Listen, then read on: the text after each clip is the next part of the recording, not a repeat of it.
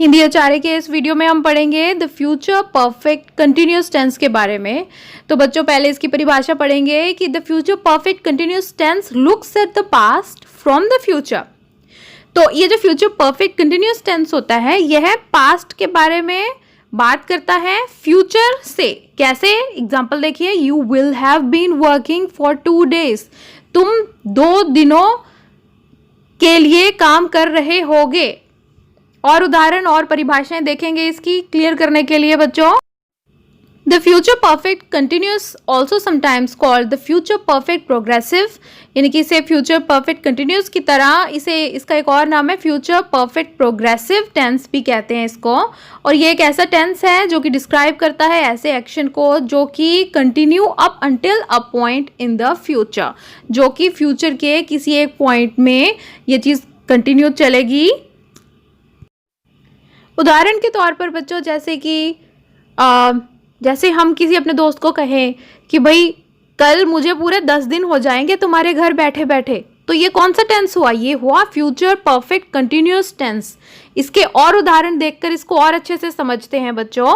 इसकी एक और डेफिनेशन लेते हैं कि when we describe an action in the future perfect continuous tense we are projecting ourselves forward in time and looking back at the duration of that activity।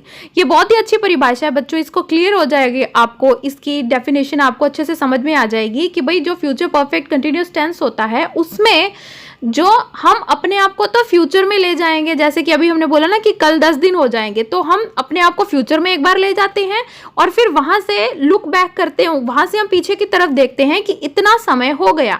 और examples लेंगे इसका। देखिए जैसे कि in November I will have been working at my company for 3 years। जब नवंबर आएगा तब मैं इस कंपनी में 3 साल काम कर चुका हूँगा। तो बात हो रही है फ्यूचर की, लेकिन फ्यूचर में हम पास्ट के बारे में बात करेंगे कि भाई तब जब ये समय आएगा उस समय में ये वाला काम जो है ये इतना हो चुका होगा। और उदाहरण देखते हैं इसका कि at 5 o'clock I will have been waiting for 30 minutes।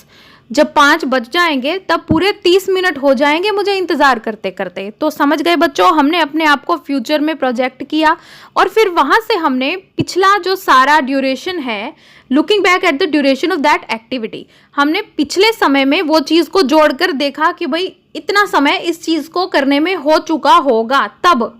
समझ गए बच्चों?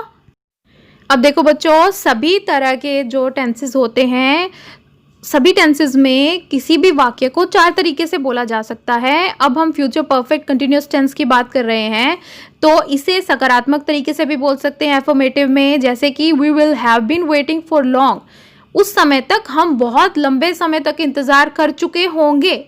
सकारात्मक वाक्य है, इसमें कुछ नेगेटिव नहीं है, लेकिन हम प्रश्न भी नहीं पूछ रहे, हम सिर्फ अपने बारे में बता रहे हैं कि भाई उस समय तक हम बहुत लंबा इंतजार कर चुके होंगे। और देखिए इसे नकारात्मक तरीके से, नेगेटिव तरीके से भी बोला जा सकता है कि we will have not been waiting for long. हम तब तक बहुत लंबे समय तक इंतजार नहीं कर चुके होंगे। हो गया नेगेटिव। अब देखिए इंटेरोगेटिव, इस चीज़ का प्रश्न भी बनाया जा सकता है कि will we have been waiting for long, क्या हम तब तक बहुत लंबा इंतजार कर चुके होंगे। और इसी तरीके से नकारात्मक प्रश्न भी पूछा जा सकता है कि क्या हम तब तक बहुत लंबा इंतजार नहीं कर चुके होंगे। Will we not have been waiting for long.